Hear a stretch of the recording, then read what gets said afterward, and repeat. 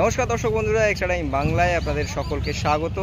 আরও একটা CFL blog নিয়ে কিন্তু চলে এসেছি এবং আজ আমরা রয়েছি যুবভারতী ক্রীড়াঙ্গনে এবং সেখানে কিন্তু মোহনবাগান সুপার জায়ান্ট দল তারা কিন্তু অনুশীলন শুরু করে দিল এবং আজ থেকেই কিন্তু আসন্ন কলকাতা লিগের প্রস্তুতিতে নেমে পড়লো মোহনবাগান দল এবং ডেগি কাটোজোর তত্ত্বাবধানে কিন্তু তারা আজকে অনুশীলন ছাড়লেন। প্রায় 28-29 জন ফুটবলার, একেবারে তরুণ প্রজন্মের ফুটবলার তারা কিন্তু আজ মূলত অনুশীলন ছাড়লেন। একেবারে বাঙালি ফুটবলারও অনেকে আছেন এবং সিনিয়র দলের সঙ্গে যারা খেলেছেন দীপেন্দু বিশ্বাস সহ আরও অনেক ফুটবলার রয়েছেন। অবশ্যই যাদের কথা বলতে হয়, সুমিত রাঠি তিনি ফিরে এসছেন, ফারদিন আলী মোল্লা তিনি ছিলেন, দীপেন্দু বিশ্বাস তো ছিলেনই এবং এই দলের প্রধান মুখ তিনি এই মুহূর্তে দাঁড়িয়ে। সায়ন দাস সহ বেশ কিছু ফুটবলার কিন্তু আজ অনুশীলন করেন। তবে পুরো অনুশীলনটাই কিন্তু আজকে একেবারে শারীরিক কসরতের মাধ্যমেই শুরু হয়, কারণ প্রথম দিন এবং প্রথম দিনেই কিন্তু একেবারে ওয়ার্ম আপ দিয়ে শুরু হয় এবং নির্ধারিত সময় ছিল সাংবাদিকদের আজকের অনুশীলন কভার করার জন্য এবং তারপরে সিচুয়েশান প্র্যাকটিস শুরু হয় এবং তারা পরবর্তীকালে অনুশীলন ম্যাচও খেলবেন নিজেদের মধ্যে। তো সব মিলিয়ে কিন্তু আসন্ন কলকাতা লিগের জন্য অনুশীলনে নেমে পড়লো মোহনবাগান দল এবং গত কলকাতা লিগেও সেরকমভাবে মোহনবাগান ভালো একটা কিছু করতে পারেনি। তবে নতুন কোচের তত্ত্বাবধানে এবারে কিন্তু আসন্ন সিএফএলে ভালো জায়গায় পৌঁছতে মরিয়া থাকবে মোহনবাগান দল। চলুন দেখে নিই প্রথম দিনের অনুশীলনের বিশেষ কিছু মুহূর্ত।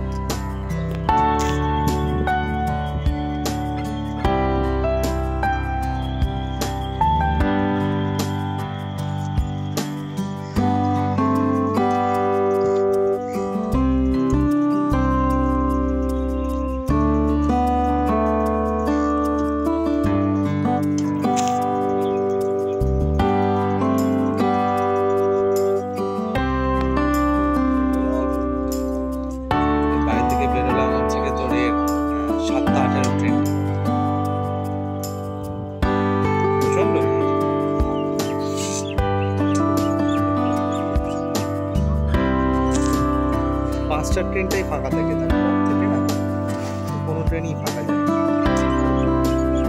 হ্যাঁ, তোদের সুভাষগ্রাম থেকে তাই না, ওদিক থেকে ফাঁকা থাকে।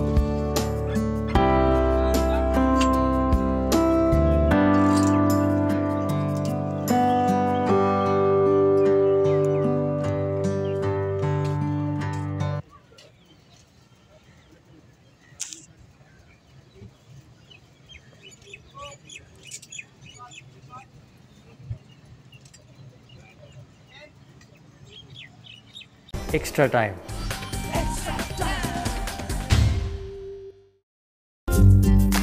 লেটেস্ট নিউজ আর এক্সক্লুসিভ ভিডিওর সঙ্গে আপডেট থাকতে এখনই সাবস্ক্রাইব করুন আমাদের ইউটিউব চ্যানেল। বেল আইকনে ক্লিক করতে ভুলবেন না যেন।